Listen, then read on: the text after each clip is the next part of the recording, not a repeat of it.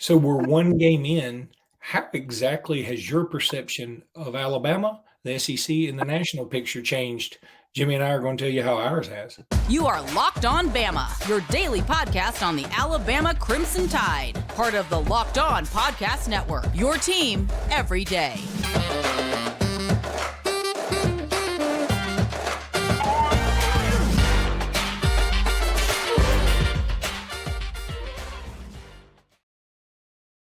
Hey, everybody. Welcome back into Locked On Bama. Luke Robinson. That's me. Jimmy Stein. That's him. Oh, my God. And this frog in my throat is named Henry. But this episode is brought to you by FanDuel. Well, I'll talk about FanDuel in just a bit. But, Jimmy, the one thing and I've watched the game now a few times. I mean, I had a Sunday. So Sunday with no NFL means that we're going to watch the Bama game several times until the LSU game comes on, which we will also discuss later. But I think the thing to try and decipher now is how exactly has your perception of Alabama's record changed now that we saw, especially Jalen Milroe? Now, we can talk about, did it change in a negative way maybe because none of the running backs stood out? I mean, the more I dive into the running back performance and I guess sort of symbiotically the line performance, you could make a case, okay, that was less impressive. But I think the fact that Milroe was much better than we thought outweighs anything about the running backs, because we still feel good about the running backs, right? Even though none of them, Milroe was the leading rusher at 48 yards, and the next closest guy was like 38. I mean, it's kind of crazy. But I think my perception of Alabama has gone from, I think we lose two games from game one to the SEC title game to now, I'm thinking we lose one game or maybe none. I mean, that's how much better I feel after game one. And that's total overreaction. You don't have to tell me I'm overreacting. I want to overreact. I'm enjoying it. Don't stop my happiness. You don't overreact. I think the overreaction to week one is fun, and it's just kind of part of the calendar. I mean, there's a college football calendar, which includes Sunday and Monday after the first Saturday, overreacting. So feel free to do that.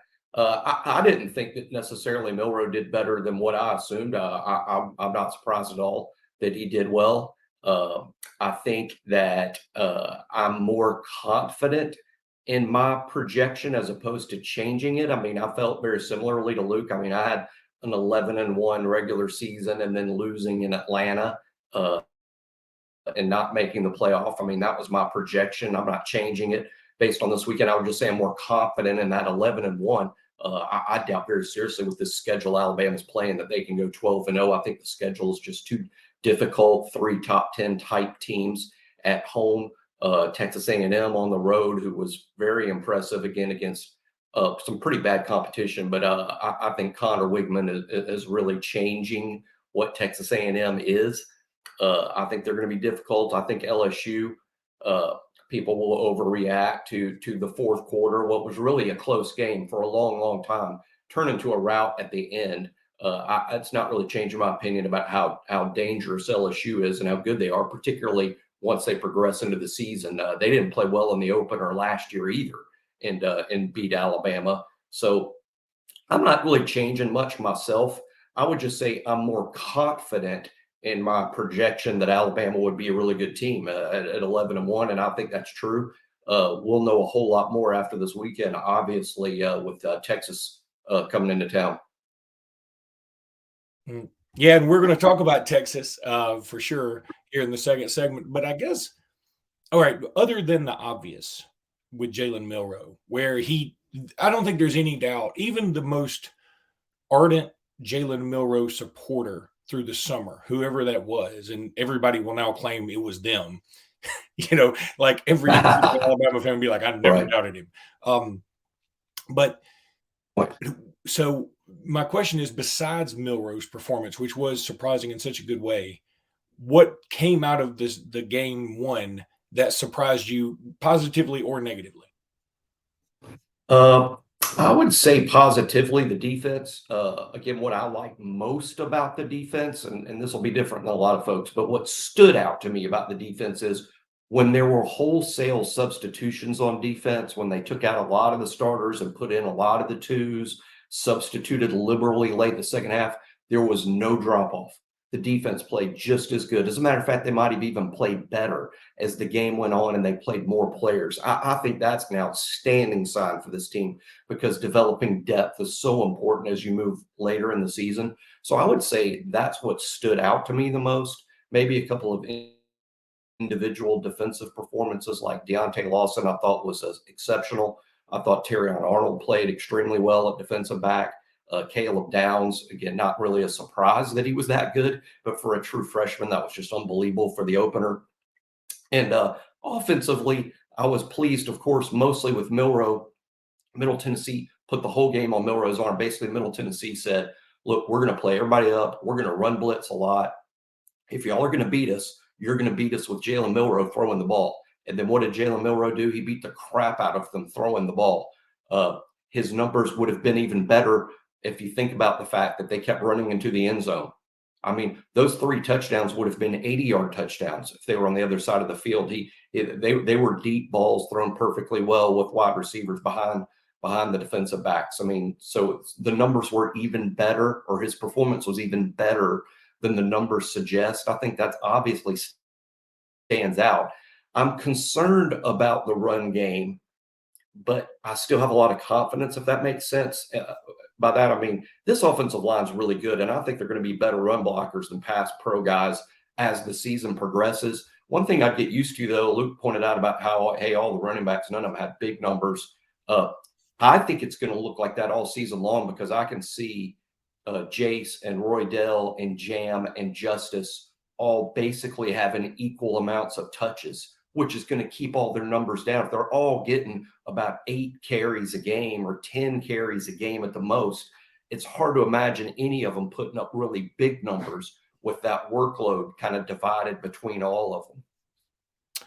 Yeah, that's true. But, well, I guess it's hard to imagine it now because we hadn't seen it all. I think that if one of them gets the hot hand, obviously, I think that'll change. And I think you could see somebody come out of the pack. You know, watching the game again and watching it again, and again, I'm not going to pretend that I watched it all the way through. I kind of, you skim a little bit.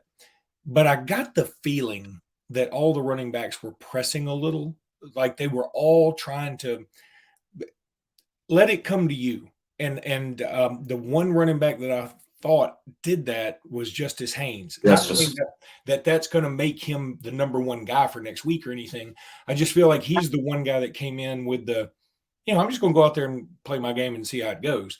I felt like Jace, Roydell, even maybe not Roydell as much, but Jam for sure, that they were all. I just got this sense of they're being very tense. Like, I got to go out there and do my thing because I want to be the guy, which is understandable. That's what you want in a competitor. But I think whoever lets it loose and releases that tension the best is going to end up being the guy for the most part. I think that's when you are comfortable. You're like, hey, I'm just going to go out there and do my thing, and they're going to have a hard time stopping me.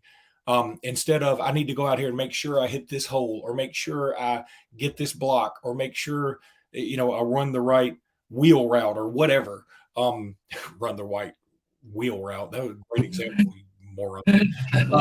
Anyway, that's just so stupid. I like Justice the best. I mean, if we're just going to nitpick, I like Justice the best of the 4 running backs on that particular night, and Roydell second, Jace third, and I'm putting Jam last just because he had the worst play of the running backs, and that was his failure to get a linebacker blocked on a blitz and gave up one of the 2 sacks. Heard on SEC this morning. It's no big deal. I'm just nitpicking, but SEC, the morning show with Peter Burns and Chris Doring, and they're like, yeah, that offensive line was better than I suspected, but they still gave up 2 sacks. Stuff like that's not fair. One of those sacks was not the offensive line. That was the running back. So really, the offensive line only gave up 1 sack, and even that was kind of, maybe on Milroe a little bit. But nevertheless, I would put Jam last and Jace third and Roydell second. But I think Justice Haynes was the most impressive of the backs, where he had at least one run that sort of made me come out of my seat a little bit, where he dipped his shoulder and juked a DB and got extra yards from this little shoulder dip that I thought was so natural. I mean, it's amazing to me how those guys are born, right? Those running backs, the guys that are so natural playing the position. They do all these little things that normal humans don't know to do. But that shoulder dip is one of them. And Haynes gave a defender a shoulder dip and scooted past him. And I was like, well, that's a kid born to do this. He also had a Mark Ingram moment where he gave the same guy like 3 stiff arms and just kept pushing him back. I love that so much because it was almost like, oh, I'm only staying in bounds, not to get yards, but to push you further. I just want to push you. That's all I want to do. That's my goal. He's going to get a lot of Ingram comparisons, but he can't help it because of the number. He's wearing Mark's number, size, and the size, and they're sort of, by the way, when people get to know Justice Haynes' personality, they're sort of similar kids. I mean, now Mark is more life of the party, loud. He's not a wallflower. Justice is going to be a little more quiet early in his time at Alabama, but they actually have pretty similar personalities and excellent leaders. Jimmy, now I want to tell everybody about Athletic Brewing. Now is time for your Game Changer of the Week, brought to you by Athletic Brewing Company. Much like, and we said it yesterday, Jalen Milroe, Athletic Brewing has changed the non-alcoholic beer game. They make non-alcoholic beers that actually taste good. And I'm not kidding. These do taste good. They're delicious. They sent us about a 6-pack, and I've downed those suckers. I loved them. Just absolutely delicious. And Athletic Brewing Company has completely changed the non-alcoholic beer game. They make non-alcoholic beers that actually taste good. They're full of flavor. They're well crafted, just like a full-strength beer. Their brews are great tasting and award-winning and beat out full-strength beers in global competitions. Again, they're all non-alcoholic, but they are absolutely delicious. They brew over 50 styles of craft non-alcoholic beers, including IPAs, Goldens, Sours, and more. They're constantly releasing limited edition experimental styles to add to their variety. You're never going to have a hangover. You can find Athletic Brewing in-store, online, and at bars around the country. They're the fastest growing non-alcoholic brewery in the U.S., so get on board and start loving these things early. What's your favorite Athletic brew? I mean, tell me in the comments. I would love to hear. You can find Athletic Brewing Company's non-alcoholic brews at a store near you or buy online at athleticbrewing.com. First-time customers can use Locked On to get 15% off your first online order. That's code Locked On at checkout for 15% off at athleticbrewing.com. Near beer. Exclusions and conditions apply. Athletic Brewing Company, fit for all times. All right, so let's move on to Texas just for a minute. We're going to, maybe throw a cursor at Texas right now. And I did get to see a little bit of their game. Obviously, I'm not going to spend a lot of time watching Texas Rice while Auburn is playing and some other SEC teams are going on because, I'm going to concentrate on the SEC. But Texas did beat Rice 37-10. It was a utterly surprising 16-3 at the half. Quinn Ewers did throw for 260. And 3 touchdowns, no picks. Malik Murphy came in. Arch Manning did not come in. Jaden Blue, I remember him in recruiting. Jimmy, did we go after him at all? The name, if we did, he wasn't a significant, almost committing Alabama guy. Okay. But we probably did. We definitely recruit from the same pool of kids, Alabama and Texas. Then C.J. Baxter, who I think was their top-rated recruit, running back-wise at least, had 38 yards. Jaden Blue had 55. Keelan Robinson, we all know him. He had 1 carry for only 3 yards. Xavier Worthy, who lit us up a little bit last year, had 7 receptions for 90 yards. He was impressive. I watched quite a bit of it. I saw a lot of. I say a lot. I did see a lot. They had a problem protecting Quinn Ewers. That was the tape for me watching them. It was surprising how Rice got to Quinn Ewers. They hit him a lot. Quinn even limped off the field at one point, or at least looked kind of dinged because he got hit so much. It wasn't just the sack total. He was getting hit a lot. He also got hit a couple of times on scrambles. Took some big shots. Texas looked pretty dominant defensively. Now again, it's Rice. I would say Rice and Middle Tennessee, roughly the same. I know there was some conversation on the Texas boards about who played the tougher opponent between Alabama and Texas, who played the tougher opponent.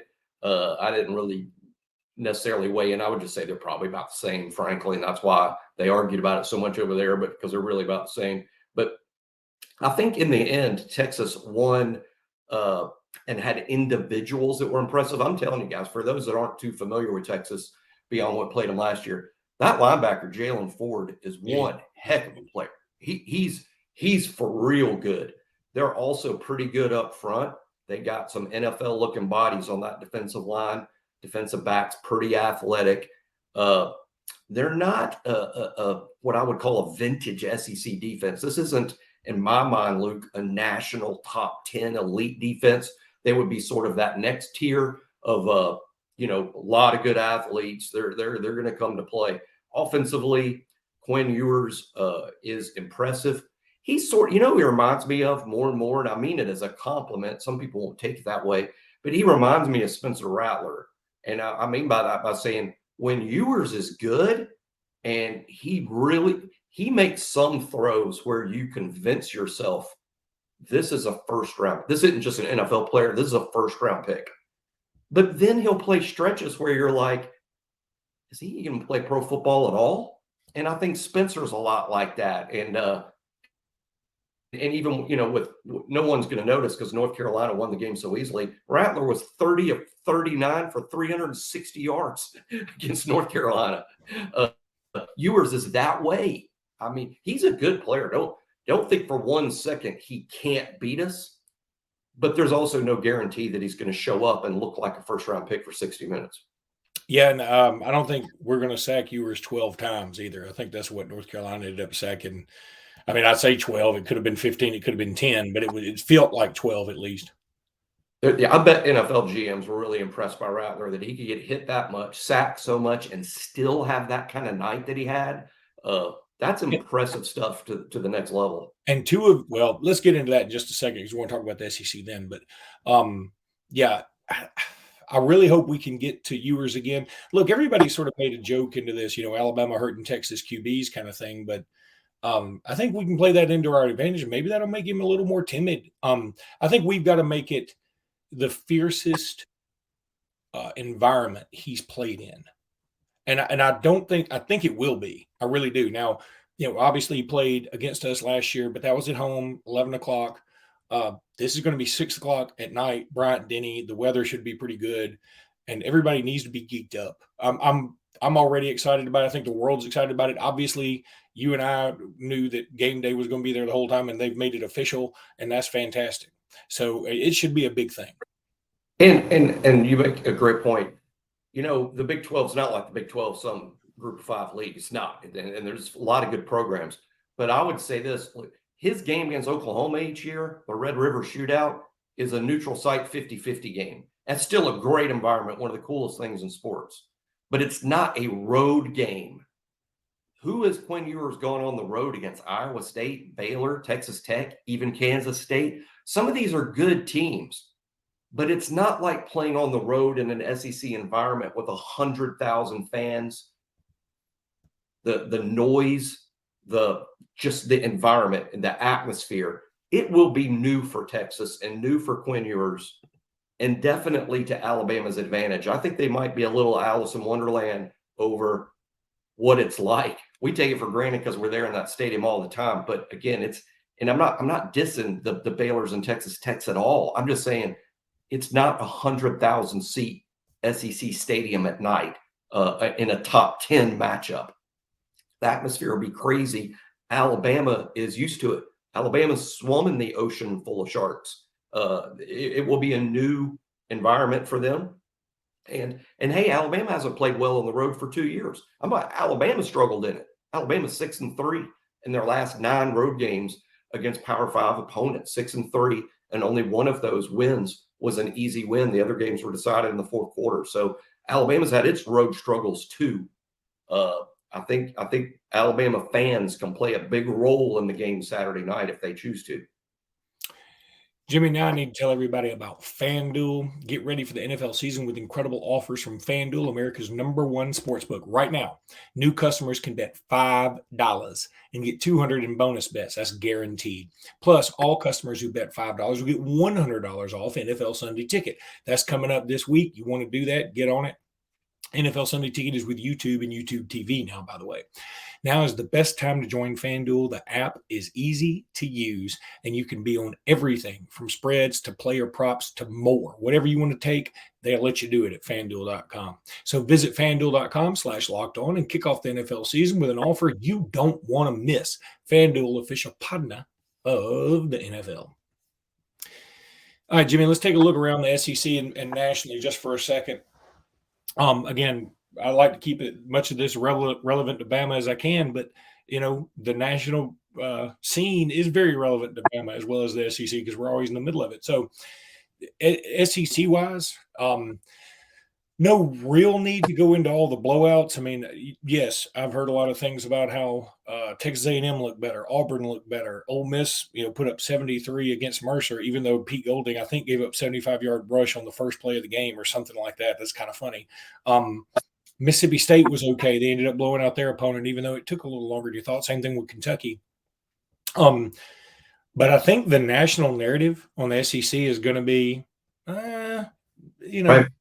You've come back to earth a little bit because now Tennessee also, by the way, blew out an ACC team, but South Kakalaki had a shot at North Carolina and they kind of blew it. I mean, I felt like South Carolina was playing better than them, except for the offensive line play.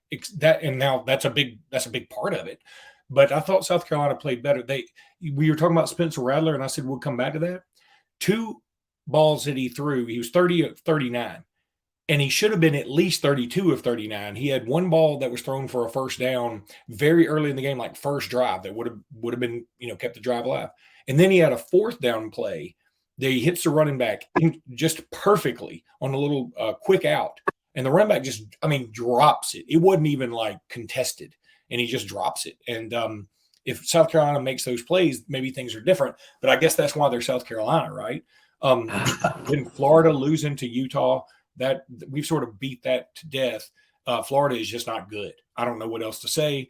They had a lot of promise and excitement coming into this season. I know the Locked On host did, and he's very disappointed. And then last night, LSU, as you mentioned earlier in this show, LSU played well for probably 2.5, 3 quarters.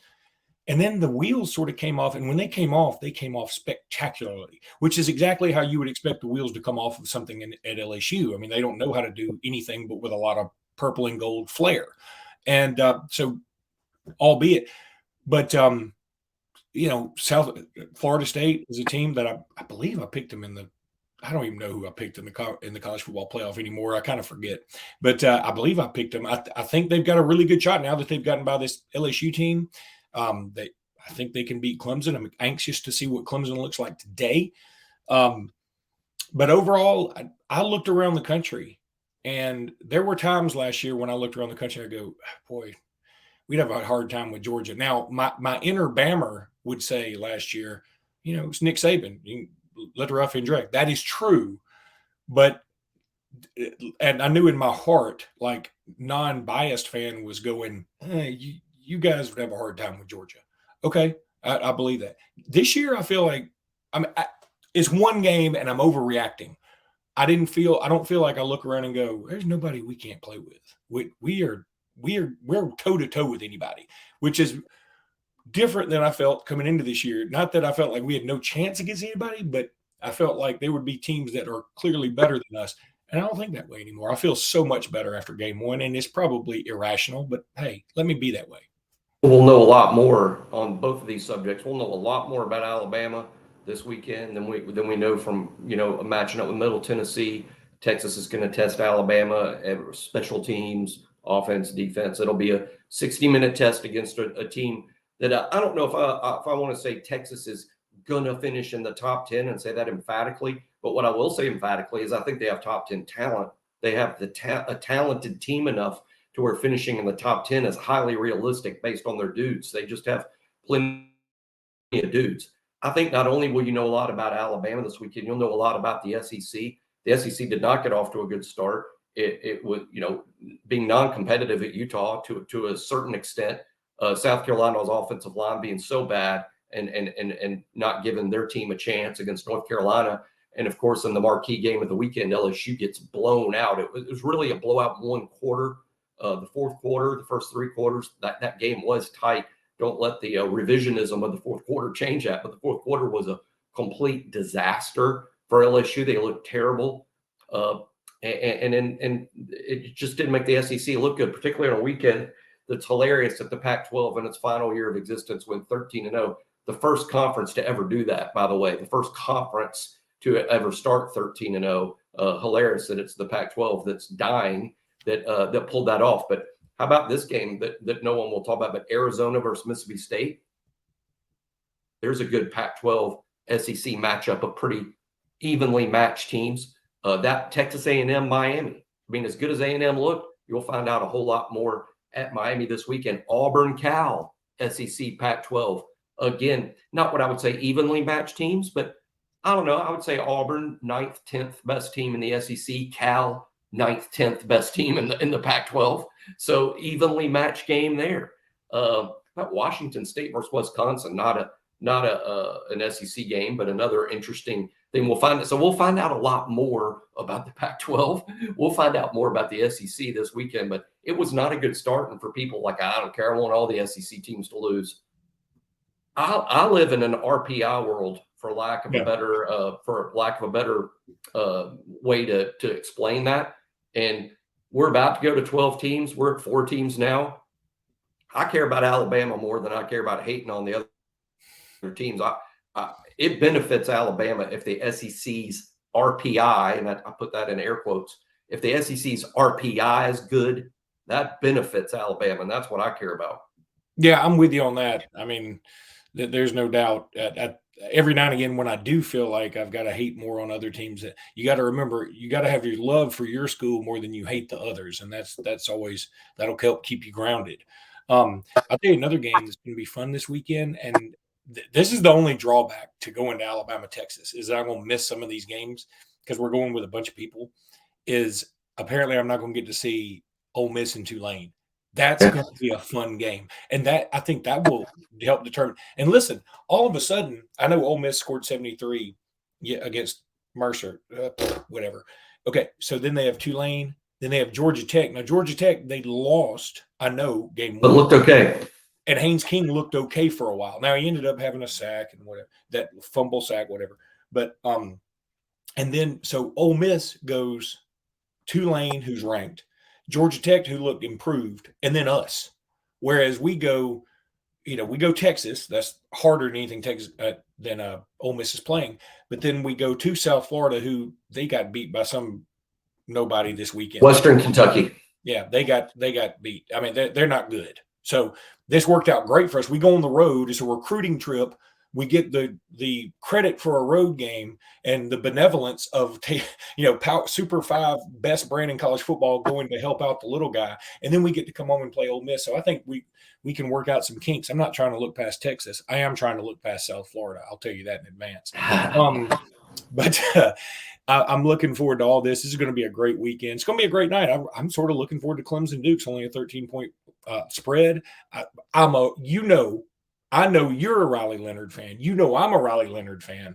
And I was sort of hoping secretly that Alabama would try and get him in the transfer portal if he would have ever gone, but he didn't. So kudos to him for staying there, because I think that makes this game more fun. So I'm looking forward to that. But other than that, Jimmy, we'll be back tomorrow with more Alabama goodness. Until then, please subscribe, and we'll talk to you guys then. Roll Tide, everybody. Roll Tide.